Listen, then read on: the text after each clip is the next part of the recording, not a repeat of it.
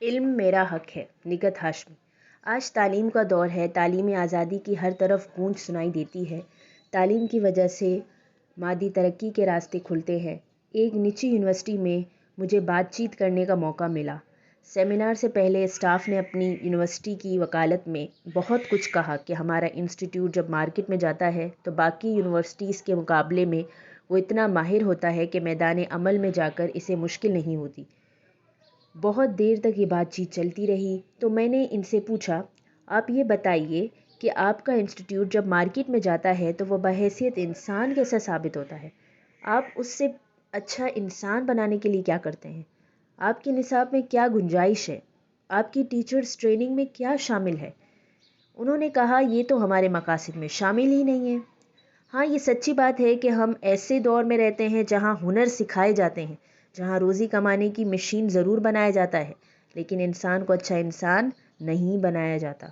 انسان کو اچھا انسان بنانے کے لیے، اچھا مسلمان بنانے کے لیے سب سے پہلے کردار خاندان نے ادا کرنا ہوتا ہے، اور خاندان میں یہ ذمہ داری ماں کی ہے۔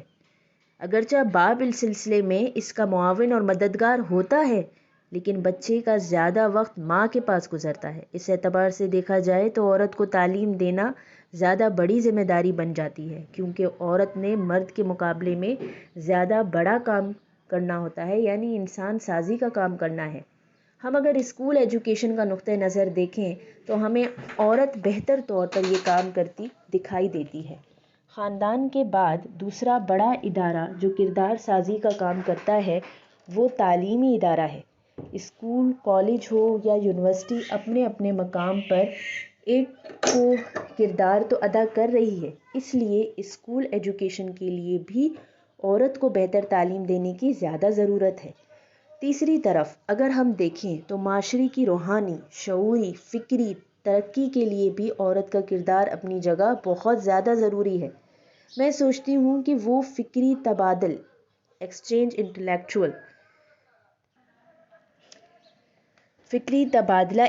انٹلیکچوئل جو تعلیم کی وجہ سے ممکن ہو سکتا ہے، آج ہماری سوسائٹی میں کیوں نہیں؟ ذرا لمحے بھر کا غور تو کیجیے، ہمارے گھروں میں آپس کی بات چیت کا دائرہ کیا ہے؟ مسائل، مشکلات، کھانا، لباس، گھر کی سجاوٹ، باہر کی زندگی میں زیادہ مال کمانے کا حرص۔ اچھے انسان کہاں ہیں؟ آپ اچھے انسان کیوں نہیں جنم لیتے؟ محمد بن قاسم 17 سال کا تھا جب وہ سندھ میں آیا۔ آج تک یہ پورا علاقہ محمد بن قاسم کو یاد کرتا ہے۔ 17 سال کی عمر میں آج کے بچے کیا کرتے ہیں؟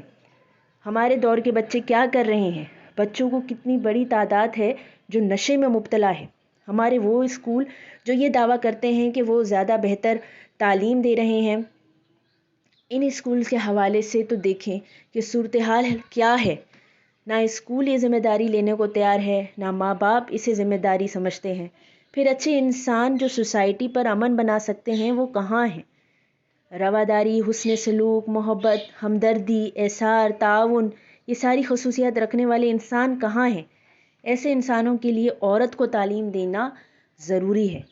سیدہ عائشہ بیان کرتی ہیں، رسول صلی اللہ علیہ وسلم نے فرمایا، جس شخص سے بھی قیامت کے دن حساب لیا گیا بس وہ ہلاک ہوا۔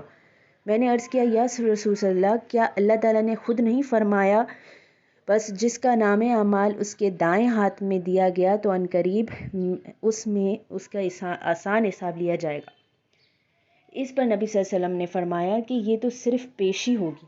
اللہ رب العزت کے کہنے کا مطلب یہ ہے کہ قیامت کے دن جس کے بھی حساب میں کھوج کر دی گئی، اس کو عذاب حقیقی ہوگا۔ شوہر اور بیوی کے درمیان یہ تبادلہ فکر اسی صورت میں ممکن ہے جب عورت تعلیم یافتہ ہو، جب عورت پہچان رکھتی ہو، جب وہ فکری طور پر آزاد ہو، جب وہ شعوری طور پر روشن دل اور دماغ رکھتی ہو۔ رسول اللہ اور سیدہ عائشہ کے درمیان ہونے والی فکری تبادلے کی ایک اور مثال ہے۔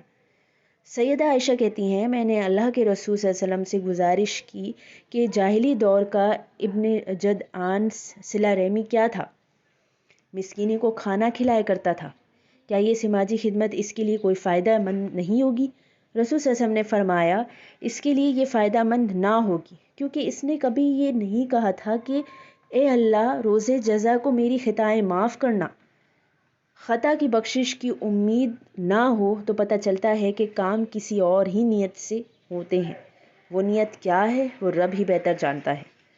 اپنے یہاں کی ایجوکیشن دیکھیے، کتنے کم تعلیمی ادارے ہیں جہاں پر لوگ برابری کی بنیاد پر بات چیت کرتے ہیں، قابل ہوتے ہیں اور لوگ اس میدان میں محنت کر کے آگے چلے جاتے ہیں.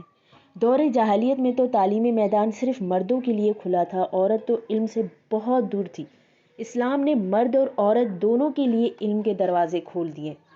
سیدنا عقبہ بن عامر رضی اللہ تعالیٰ نے کہتے ہیں، میں نے رسول صلی اللہ علیہ وسلم کو فرماتے سنا، جس کی 3 بیٹیاں ہوں اور وہ ان پر صبر کرے اور محنت و کوشش کر کے ان کی کھلائے پلائے اور انہیں پہنائے تو وہ اس کی روز قیامت آگ سے آڑ ثابت ہوگی. سیدنا جابر بن عبداللہ کے بیان کرتے ہیں کہ رسول صلی اللہ علیہ وسلم نے فرمایا، جس آدمی کی 3 بیٹیاں ہوں اور وہ ان کی رہائش کا بندوبست کرے، ان سے رحم دلی سے پیش آئے اور ان کی کفالت کرے تو اس کے لیے یقیناً جنت واجب ہو جائے گی. کہا گیا، اے رسول اللہ، اگر 2 بیٹیاں ہوں تو؟ آپ نے فرمایا، اگر 2 ہوں تب بھی. بعض لوگوں کا خیال تھا کہ آپ صلی اللہ علیہ وسلم سے اگر ایک بیٹی کے بارے میں پوچھا جاتا تو آپ صلی اللہ علیہ وسلم فرماتے اگرچہ ایک ہو تب بھی. ہمارے فقہا کہتے ہیں، جو عورت دین کا علم اور فہم نہیں رکھتی تو اس کے شوہر کی ذمہ داری ہے کہ اس کی تعلیم و تربیت کا اہتمام کرے. اس کے لیے اسے ذاتی طور پر ایک مقام پر سے دوسرے مقام تک پہنچانے کا بھی انتظام کرنا چاہیے. اس کی تعلیم کے اخراجات بھی اٹھانے چاہیے اور اس سلسلے میں اپنی جانب سے بھرپور تعاون کرنا چاہیے. سوال یہ پیدا ہوتا ہے، کیوں؟ ایک مرد اپنے بچوں کی تعلیم کی ذمہ داری تو اٹھائے گا، اب بچوں کی ماں کی بھی تعلیم کا بوجھ بھی وہ اٹھائے. یہ اسلام ہے جس نے تعلیم کا حق دیا ہے.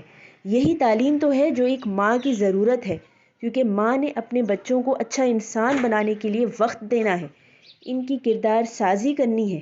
اگر عورت تعلیم یافتہ نہیں ہوگی تو بچے اچھے انسان بننے سے محروم رہ جائیں گے. اس اعتبار سے ہم دیکھتے ہیں کہ عورت کو تعلیم دینا مرد کو تعلیم دینے سے زیادہ ضروری ہے. تو آئی ہوپ یہ آرٹیکل بہت اچھا گیا ہوگا.